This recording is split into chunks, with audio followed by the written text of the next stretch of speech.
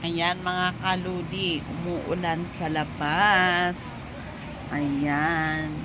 Yung aking mga sinampay dito sa aming sampayan ay inalis ko na dahil sayang yung pagod natin pag iyon ay nabasa mga kaludi, mga ka-reels. Kayo ba'y nakapaglaba na sa inyong mga labadami tulad ko? Pinagpuyatan ang aking paglalaba dahil sa araw kami ay walang tubig, kaya ganon ang buhay ng working mom. Nag-rest lang ako ng 4 hours, ayun lang ang ginawa ko, natulog mga kaludi, mga ka-reels. Din ngayon, ayan, pagmulat ko, ayan, umuulan na pala sa labas. Ayun.